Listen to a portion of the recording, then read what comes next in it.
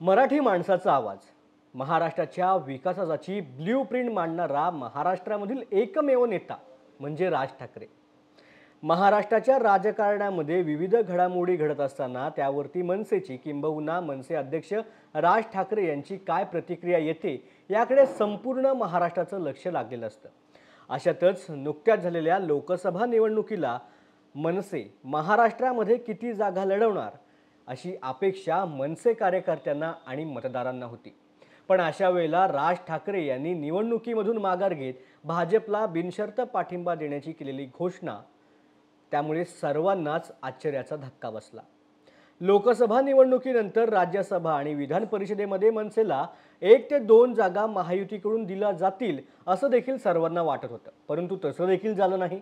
उलट पंतप्रधान नरेंद्र मोदी यांच्या शपथविधीला निमंत्रण न दिल्यामुळे राज ठाकरे भाजपवरती नाराज असल्याच्या चर्चा राजकीय वर्तुळात सुरू झाल्या।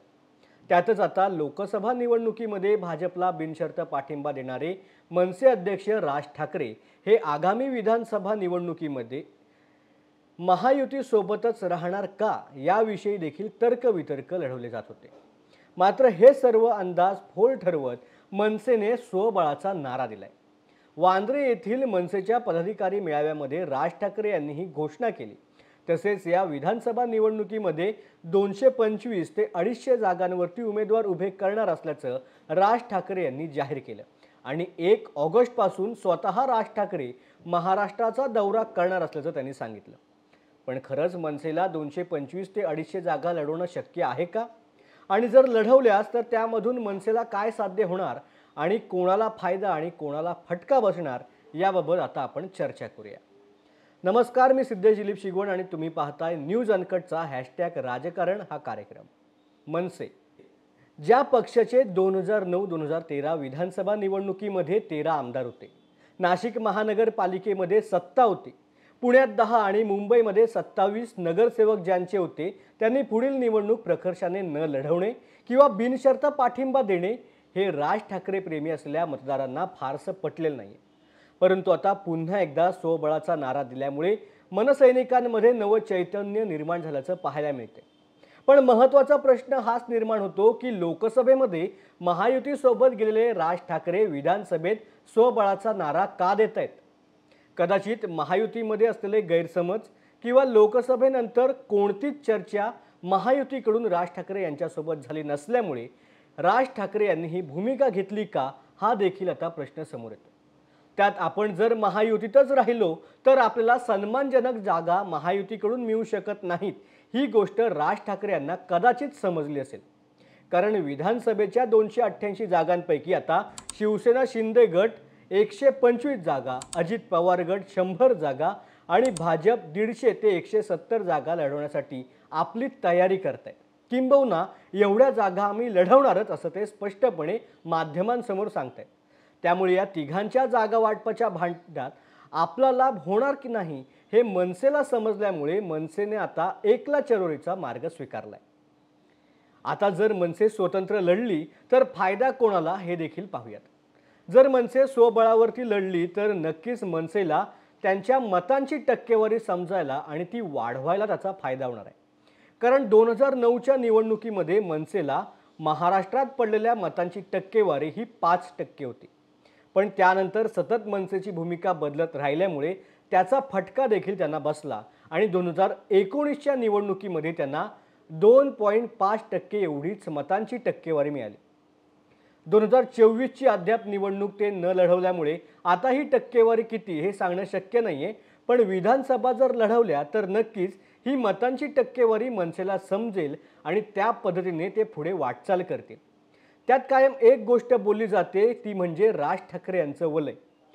राज ठाकरे काय बोलणार, काय भूमिका घेणार, कोणावरती कशी टीका करणार आणि कोणती दूरदृष्टी मांडणार याकडे महाराष्ट्रामधील जनतेचं लक्ष लागून राहिलं असतं। त्यामुळे राज ठाकरे यांची सभा म्हटल्यावर त्यांना बघायला आणि ऐकायला अनेक लोक विविध ठिकाणावरून येत असतात। त्यांच्या सभेला गर्दी होते, पण त्या गर्दीचं मतांमध्ये रूपांतर होत नाही। त्यामुळे आता या गर्दीला मतांमध्ये रूपांतरित करण्याचं आव्हान ठाकरे आणि त्यांच्या कार्यकर्त्यांसमोर असणार आहे। कारण राज ठाकरे यांची जशी लोकप्रियता आणि विश्वासार्हता आहे तशी मनसेच्या फार कमी नेत्यांमध्ये विश्वासार्हता किंवा लोकप्रियता पाहायला मिळते। त्यामुळे कदाचित मनसेला याचा फटका बसतोय। त्यामुळे येणाऱ्या निवडणुकीमध्ये लोकांपर्यंत पोहोचून मनसेचं काम, त्यांचं दूरदृष्टी, मनसे नेते आणि पदाधिकारी आणि उमेदवार या सर्वांनाच ते काम करणं अत्यंत आवश्यक आहे। आणि त्यासाठीच 1 ऑगस्टपासून स्वतः राज ठाकरे महाराष्ट्राचा दौरा करणार असल्याचं त्यांनी सांगितलं। पण मनसे खरंच विधानसभा निवडणुकीमध्ये 225 ते 250 जागांवरती उमेदवार उभे करू शकेल का?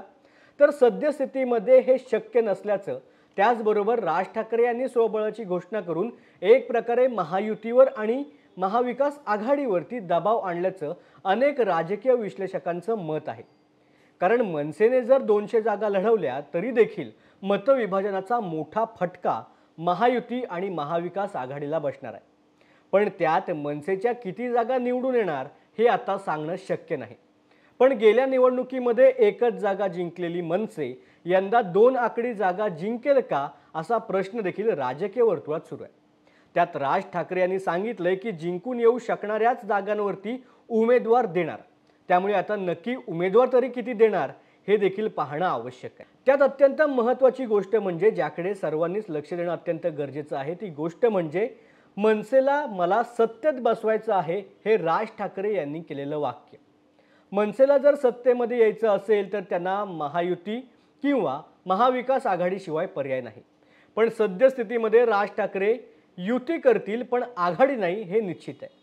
त्यामुळे फडणवीस आणि शिंदे यांच्यासोबत चांगले संबंध असलेले राज ठाकरे महायुतीला बाहेरून पाठिंबा देऊन आणि त्यांचा पाठिंबा घेऊन निवडणूक लढतील आणि आपल्याला आवश्यक असलेल्या मोजक्याच जागा निवडून आणतील आणि त्यानंतर ते सत्तेसाठी महायुतीला पाठिंबा देऊन त्यांच्यासोबत सरकारमध्ये विराजमान होतील। परंतु विधानसभा निवडणुकीला अद्याप 1 ते 1.5 महिना शिल्लक आहे। त्यामुळे या कालावधीत अनेक घडामोडी घडतील। पुलाखालून अजून बरंच पाणी वाहून जाईल। त्यामुळे युतीमधील नेते राज ठाकरे यांना कसं सोबत घेतात, बाहेरून त्यांना कसा पाठिंबा देतात आणि राज ठाकरे निर्णयावरती कसे टिकून किती जागा लढवतात आणि काय साध्य करतात याकडे संपूर्ण महाराष्ट्राचं लक्ष असणार आहे। तुर्तास आजच्या विषयामध्ये इथेच थांबूया। पुन्हा भेटू एका नवीन विषयासह। धन्यवाद।